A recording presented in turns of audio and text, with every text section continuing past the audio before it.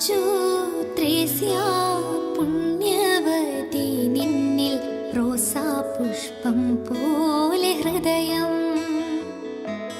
കൊച്ചു ത്രേസ്യ പുണ്യവതി നിന്നിൽ റോസാ പുഷ്പം പോലെ ഹൃദയം.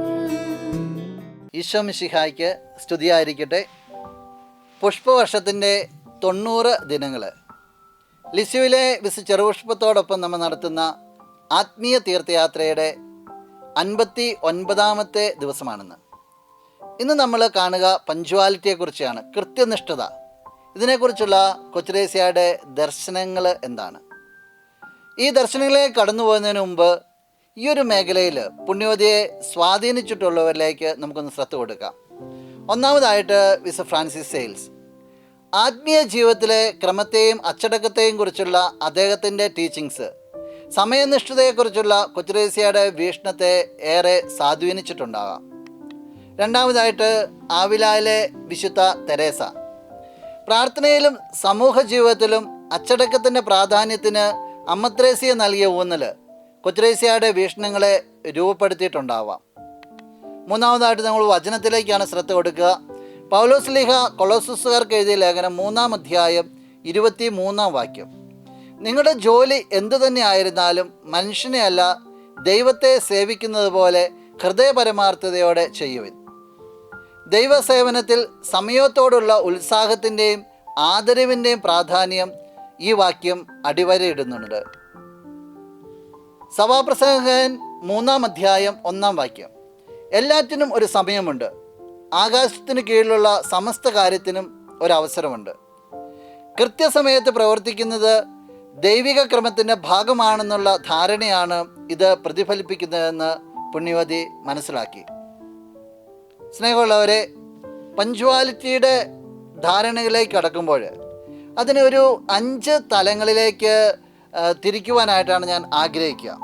ഒന്നാമതായിട്ട് റെസ്പെക്റ്റ് ഫോർ ടൈം, സമയത്തിന് നമ്മൾ കൊടുക്കുന്ന റെസ്പെക്റ്റ്.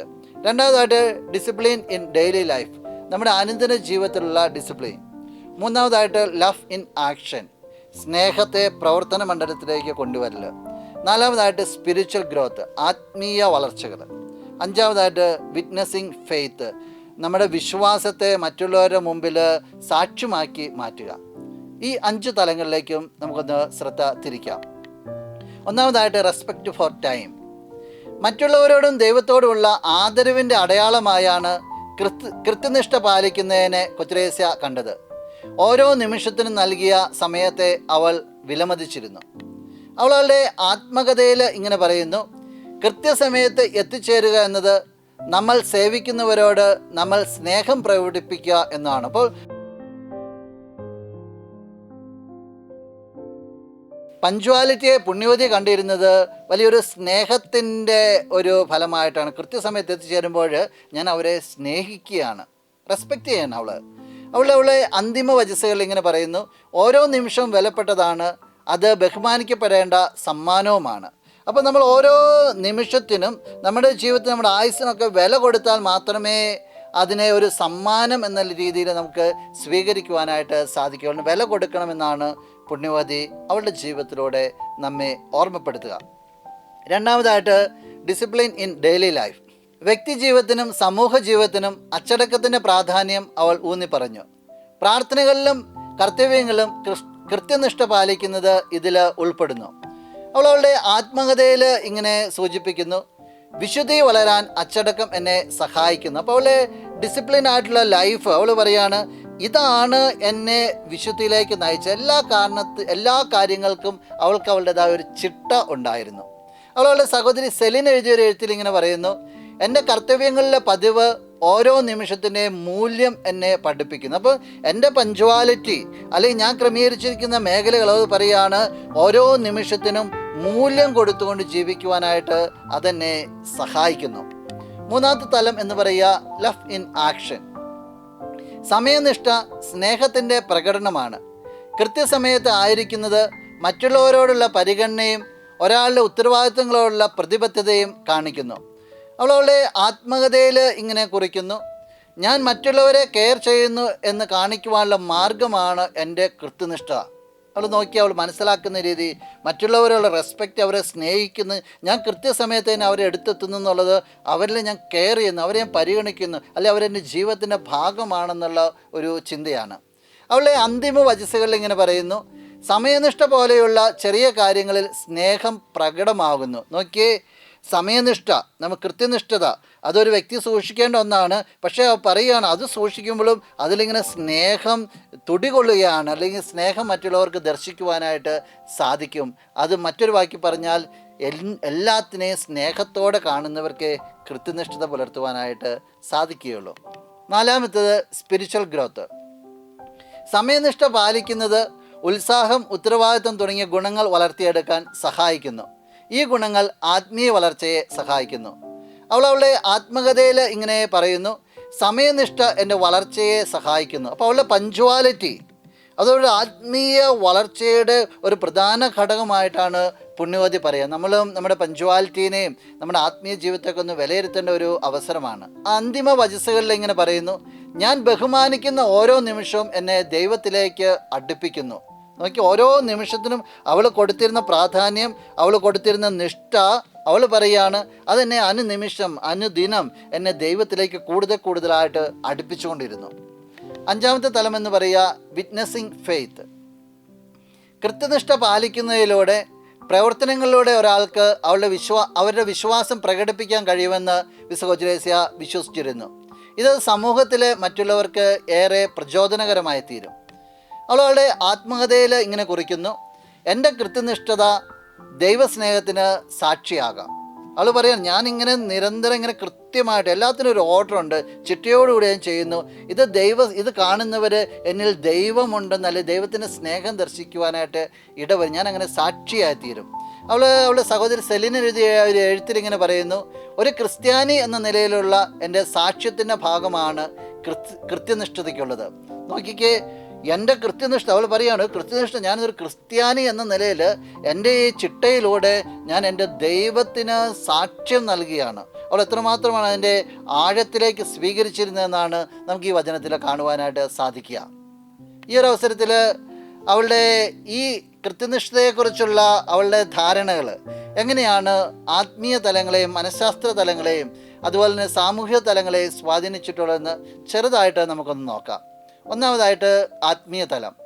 ഒരു ആത്മീയ പരിശീലനം എന്ന നിലയിൽ കൃത്യനിഷ്ഠ പാലിക്കുന്നതിൽ വിശുദ്ധ കൊച്ചുത്രേസ്യ നൽകിയ ഊന്നൽ, സമയം ദൈവത്തിൽ നിന്നുള്ള സമ്മാനമായി കാണുവാൻ വിശ്വാസികളെ ഏറെ പ്രോത്സാഹിപ്പിക്കുന്നു. ഈ വീക്ഷണം കൂടുതൽ ആസൂത്രിതമായ ആത്മീയ ജീവിതത്തിലേക്ക് ഓരോ വ്യക്തിയെയും നയിക്കുന്നു. മനഃശാസ്ത്രപരമായ തലം. സമയനിഷ്ഠ പാലിക്കുന്നത് അച്ചടക്കം വളർത്തുകയും സമ്മർദ്ദം കുറയ്ക്കുകയും ചെയ്യുന്നു. ഇത് മാനസിക ക്ഷേമവും ജീവിതത്തിൽ ക്രമബോധവും പ്രോത്സാഹിപ്പിക്കുന്നു. മൂന്നാമതായിട്ട് സാമൂഹിക തലം. സമയനിഷ്ഠതയെക്കുറിച്ചുള്ള വിശുദ്ധ കൊച്ചുത്രേസ്യയുടെ കാഴ്ചപ്പാട് സമൂഹത്തിൽ വിശ്വാസവും ആദരവും വളർത്തിയെടുക്കുവാൻ വ്യക്തികളെ പ്രചോദിപ്പിക്കും. ഇത് ബന്ധങ്ങൾ മെച്ചപ്പെടുത്തുകയും സാമുദായിക സൗഹാർദ്ദം വളർത്തുകയും ചെയ്യുന്നു. സ്നേഹമുള്ളവരെ, പഞ്ച്വാലിറ്റിയെക്കുറിച്ചുള്ള പുണ്യവതിയുടെ കാഴ്ചപ്പാടുകൾ നമ്മൾ കണ്ടത്. ഈ ഒരു അവസരത്തിൽ നമുക്ക് നമ്മിലേക്ക് തന്നെ ഒന്ന് തിരിഞ്ഞു നോക്കാം. നമുക്ക് ചില ചോദ്യങ്ങളൊക്കെ ഒന്ന് ചോദിക്കാം. ഒന്നാമതായിട്ട്, കൃത്യനിഷ്ഠ പാലിക്കുന്നത് എൻ്റെ അനുദിന ജീവിതത്തിൽ ദൈവത്തോടും മറ്റുള്ളവരോടുമുള്ള എൻ്റെ പ്രതിബദ്ധതയെ എങ്ങനെയാണ് പ്രതിഫലിപ്പിക്കുക? രണ്ടാമതായിട്ട്, ടൈം മാനേജ്മെൻറ്റ് സംബന്ധിച്ച എൻ്റെ നിഷ്ഠ ഏതെല്ലാം വിധങ്ങളിൽ എനിക്ക് മെച്ചപ്പെടുത്തുവാനാവും? മൂന്നാമതായിട്ട്, സമയനിഷ്ഠതയെക്കുറിച്ചുള്ള എൻ്റെ ധാരണ കുടുംബമായും സമൂഹവുമായുമുള്ള എൻ്റെ ബന്ധത്തെ എങ്ങനെയൊക്കെയാണ് സ്വാധീനിക്കുക? ഇന്ന ദിവസം ഈ ചോദ്യങ്ങളൊക്കെ നമുക്ക് നമ്മോട് തന്നെ ചോദിക്കാം. യഥാർത്ഥമായ കൃത്യനിഷ്ഠതയുടെ അരൂപിൽ ജീവിക്കുവാൻ പുണ്യവതി നമ്മളെ സഹായിക്കട്ടെ. നമുക്ക് ഇന്ന് ഒന്ന് ചേർന്ന് പുണ്യവതിയോട് പ്രാർത്ഥിക്കാം.